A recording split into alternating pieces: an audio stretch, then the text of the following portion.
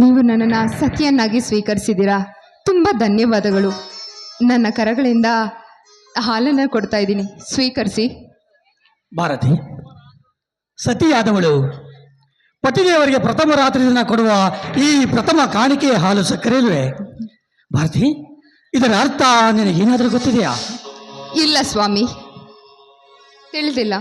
ಭಾರತಿ, ಮಾನವ ಕುಲಕ್ಕೆ ಮದುವೆ ಒಂದು ಹೊಸ ಇತಿಹಾಸ, ಸಂಸಾರಕ್ಕೆ ದ್ವಾರವಾಗಿಲು.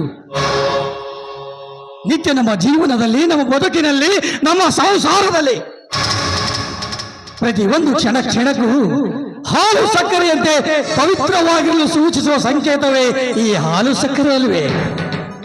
ನೋಡಿ, ನಿಮ್ಮ ವಾಣಿಯಂತೆ ಪ್ರತಿ ಕ್ಷಣದಲ್ಲೂ ಪವಿತ್ರವಾಗಿ ಬಾಳ್ತೀನಿ, ಪವಿತ್ರವಾಗಿ ಬಾಳ್ತೀನಿ. ಹಾಲು ಜೇನಿನಂತೆ ನಾವಿಬ್ರು ಸದಾ ಕಾಲ ಒಟ್ಟಿಗೆ ಇರೋಣ. ಹಾಲು ಕೊಡಿರಿ. ಹಾ ಭಾರತಿ, ಹಾ, ನೀನು ಅರ್ಧ ಹಾಲು ಕೊಡಿ. ಅಡ್ಡಿ ಇಲ್ಲ, ಸಂಪೂರ್ಣವಾಗಿ ನೀವೇ ಕೊಡಿರಿ. ಬೇಡ ಭಾರತಿ, ನಾನೊಬ್ಬನೇ ಹಾಲು ಕುಡಿದರೆ ಅದು ಸ್ವಾರ್ಥವಾಗುತ್ತದೆ. ಅರ್ಧಾಂಗಿ ಅನಿಸಿಕೊಂಡವರಿಗೆ ಪ್ರತಿಯೊಂದರಲ್ಲಿ ಅರ್ಧ ಪಾಲು ಸಿಗಲೇಬೇಕಲ್ವೇ? ಹಾ ಭಾರತಿ, ತೆಗೆದುಕೋ. ರೀ, ನಿಮ್ಮ ಮಾತಿಗೆ ಪ್ರತ್ಯುತ್ತರ ಕೊಡುವಷ್ಟು ದೊಡ್ಡವಳಲ್ಲ. ಸರಿ ಸರಿ, ನಾನು ಕುಡಿತೀನಿ. ನೋಡಿ, ಈ ಹಾಲು ಸಕ್ಕರೆಯಂತೆ ಸದಾ ಕಾಲ ನಾವಿಬ್ರು ಒಂದಾಗಿರೋಣ. ಹಾ ಹಾ ಭಾರತಿ, ನನ್ನ ಮನಸ್ಸು ಕೂಡ ಮಿಡಿತಾ ಇದೆ ಕಣೆ, ಅವಿಬ್ಬರು ಬೇಗನೆ ಒಂದಾಗಲಿ ಎಂದು. ಏನೆಂದು?